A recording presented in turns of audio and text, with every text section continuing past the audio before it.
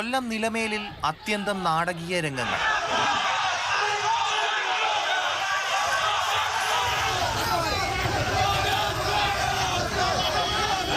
SFI പ്രവർത്തകർ കരിങ്കൊടി കാണിച്ചതിനെ തുടർന്ന് കാറിലായിരുന്ന governor റോഡിലിറങ്ങി.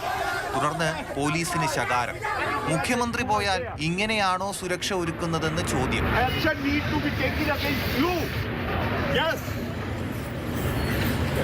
You are the culprit. Did you use lathi charge?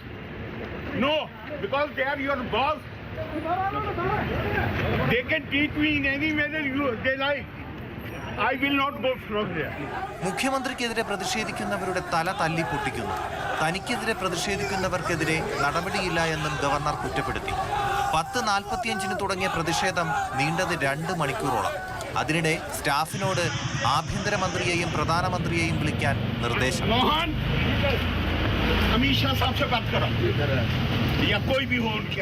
ഇതിനിടെ DGP അടക്കം ഗവർണറെ ഫോണിൽ വിളിച്ച് അനുനയിപ്പിക്കാൻ ശ്രമിച്ചു. മുഴുവൻ പ്രവർത്തകർക്കെതിരെയും കേസെടുക്കണമെന്നാണ് ആരിഫ് മുഹമ്മദ് ഖാന്റെ ആവശ്യം.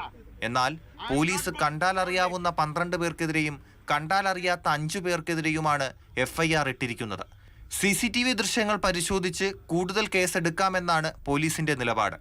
അറസ്റ്റ് ചെയ്ത പ്രവർത്തകരെ പോലീസ് ജീപ്പിൽ രാജകീയമായി കൊണ്ടുപോയെന്നും ഗവർണറുടെ പരിഭവം.